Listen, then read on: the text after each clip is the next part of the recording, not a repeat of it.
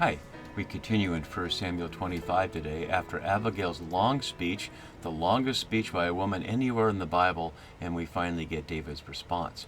So as you can see on the right side of the screen where we've had the chiasm we've been working through here from verse 22 down to 34, Abigail's words at the beginning will be matched by David's words here. But I want to draw attention to how long her speech is. It begins up here, right here, and then goes all the way down to here, and David's response is simply this much right here.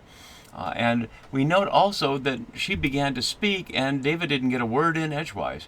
In the various exchanges we've seen between David and Saul or David and Jonathan, there's usually very short speeches or one line and they're having actual conversation. But this is not a conversation.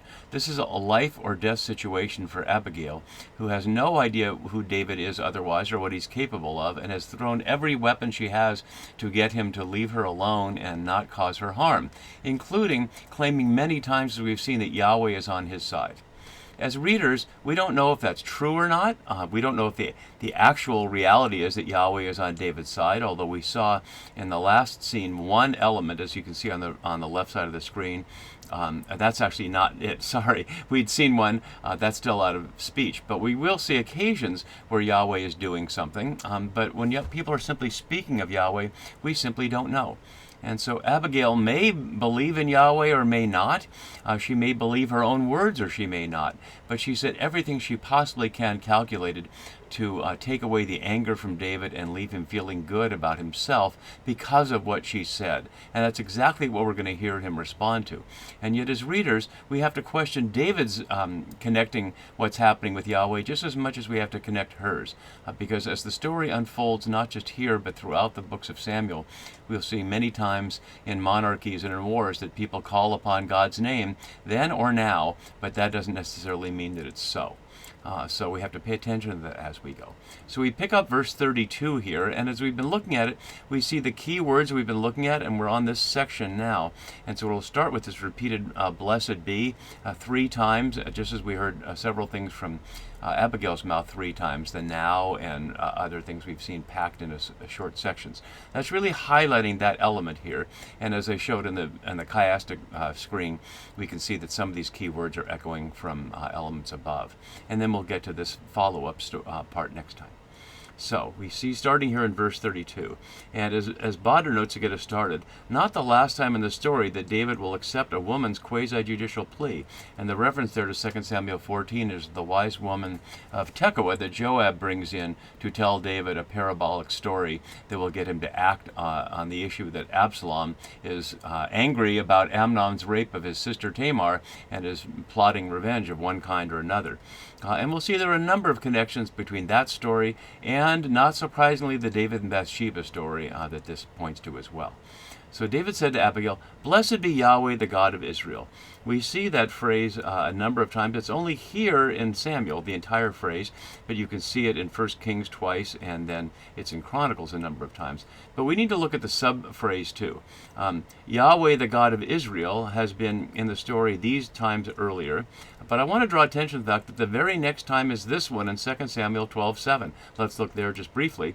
This is Nathan saying to David after he's told the parable about the rich man, the poor man, the ewe lamb, and the traveler, and David has said that man ought to be punished. Nathan says to David, "You are the man. Thus says Yahweh, the God of Israel, I anointed you king over Israel. I rescued you from the hand of Saul. I gave you your master's house and your master's wives into your bosom." And let's remember that as we go through not only our section today, but the section that follows from this. No use of this important phrase until the Bathsheba story that Nathan will try to get David to repent from. So, blessed be Yahweh, the God of Israel, who sent you to meet me today. And like Abigail, David is presuming that correlation is causation.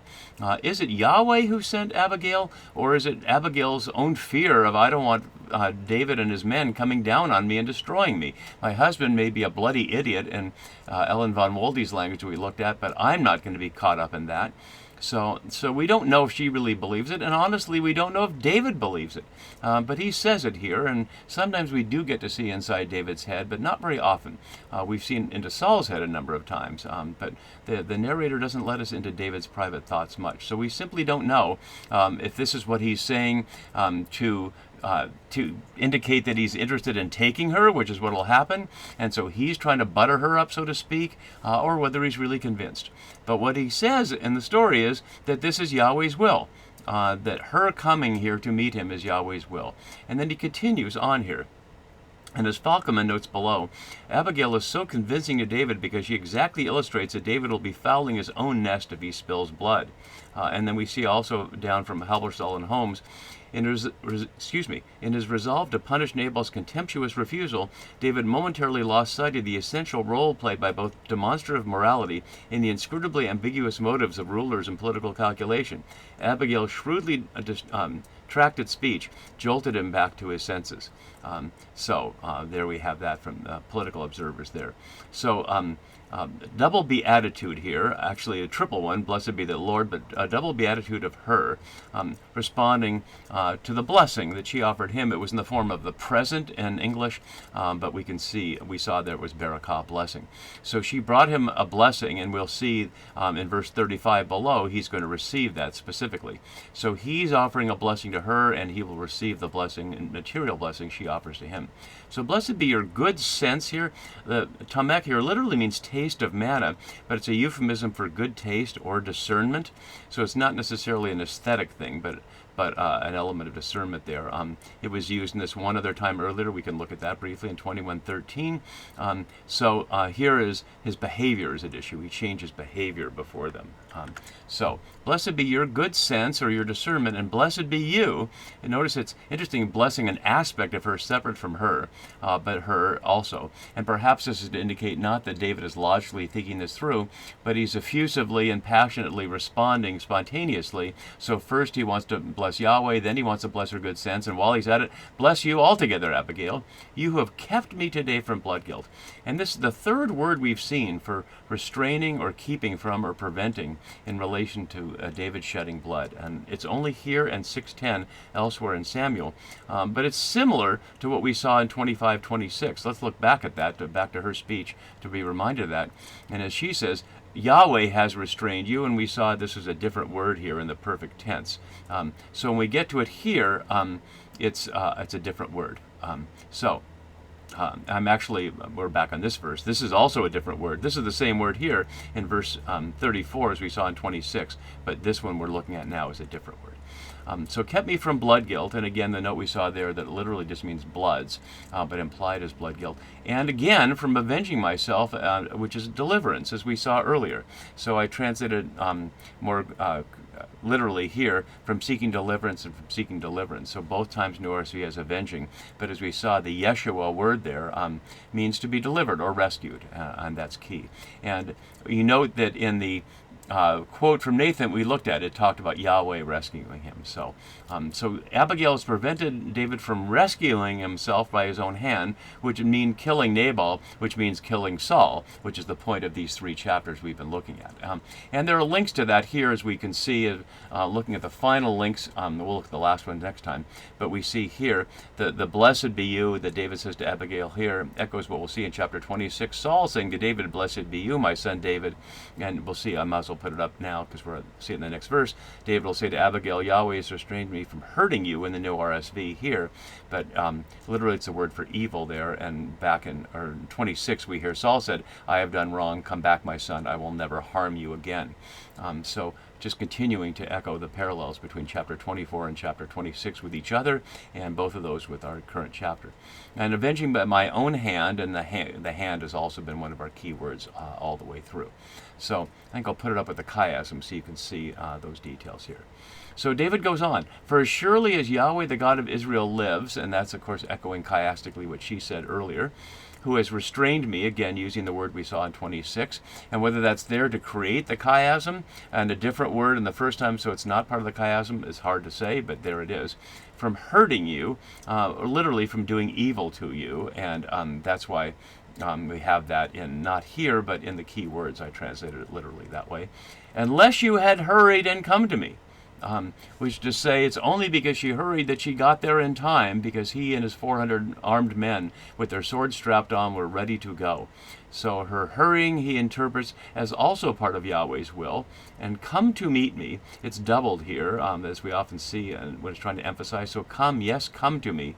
Truly by morning, and the translation is bad here. We've seen already. It's literally so much as one who pisses against the wall.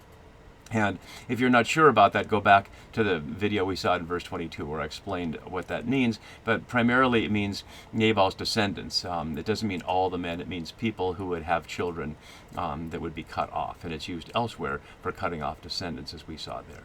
So truly by morning there have been none left. And that's all David has to say. And then there's action, and there's been no action. We had not seen up to this point that the huge amount of food that she'd brought, that he'd received it. It's just been sitting there waiting. But now it says he received from her hand, echoing Rebekah at the well, where the servant of Abraham receives the water pitcher from her hand, and anticipating Amnon and Tamar darkly, where Tamar receives from Amnon a heart cake that he uses an occasion to get closer to her and eventually to rape her. So some bad echoes there, as we'll see. So David received from her hand what she had brought him. Notice it's said abstractly here, not either in the language of Barakah or the specifics of the raisins and the bread, etc. And he said to her, go to your house in peace. And notice your house, not Nabal's house necessarily, in peace. Shalom here, fulfilling the initial promise, but originally the three-part offer of shalom at the beginning that we saw up here at the top here, peace, peace, peace, was offered to Nabal, and Nabal gave it the back of his hand, so to speak, and now it goes to Abigail from David. At least that's what he's offering. I have heeded your voice, and the NRSV makes this sound like official language much more than it really is. It's anticipating that David is speaking like the king that she's affirmed, at least ruler, Nagid, that she affirmed he would be, and so he's acting like a leader, but the language isn't as formal as the New RSV makes it sound. I have heeded your voice, as Shields notes. In other contexts, it'd be translated, I have obeyed you. Because the Shema, as we know, Shema Yisrael, from Deuteronomy 6 means obey, but it also means to hear. And heeded is unnecessarily former. I've heard your voice, but not only heard it, but I've obeyed it. So she spoke up and he listened, much like, contrary to the honor situation, Abigail's servants told her to be aware of what the moment was, and she listened. So he's listening to the woman's voice, which normally a man would not do. And granted, your petition is overly formal too. There's been no petition. She's not pleaded for anything in particular. What it literally is a figure of speech for lift your face, which is to say restored your honor. That you'd have your face down if you were embarrassed, as people continue to do, but now you can look up, hold your head high, as we would say, and no longer be ashamed. And so that's the end of our scene for today, and yet next time there's more. There's a relatively long story, all of this, which we'll handle in one video at the end, for Nabal's death, and David ending up with not only Abigail, but another woman, his wife. Could it be Saul's wife that he takes also? We'll see next time. See you then for that. Bye-bye.